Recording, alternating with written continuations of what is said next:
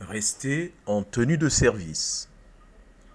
Commentaire de l'Évangile de Jésus-Christ selon saint Luc chapitre 12, versets 35 à 38. Frères et sœurs, le thème d'aujourd'hui fait allusion aux fins dernières.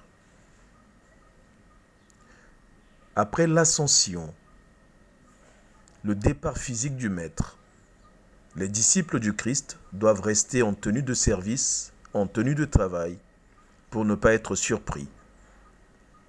Autrement dit, ne pas se laisser distraire par les préoccupations égoïstes ou futiles.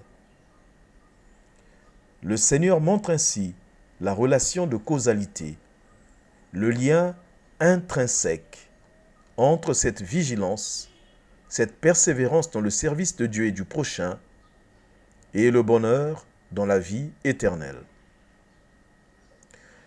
Cet enseignement du Christ appelle à comprendre qu'il y aura à la fin des temps une séparation définitive entre les vierges sages et les insensés, entre les brebis et les boucs, entre les bons poissons trouvés dans le filet et les mauvais.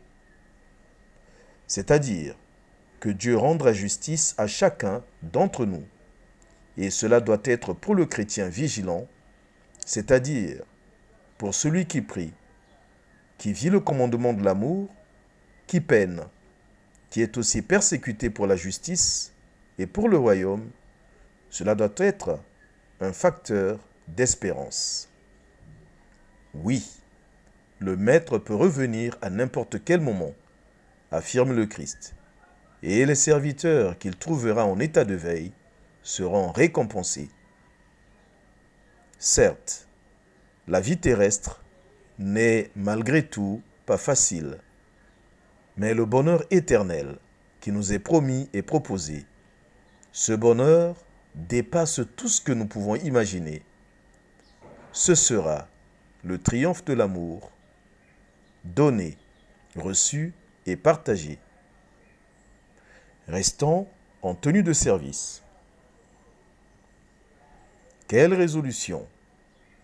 Prendre conscience que de notre vigilance, dans la foi, dépend notre félicité éternelle. Notre prière. Seigneur, accorde-moi la grâce d'être parmi les bienheureux serviteurs que tu trouveras en train de veiller. Quelles conséquences? Serviteur vigilant, serviteur heureux. Pluie de bénédictions. Tout pour la gloire de Dieu.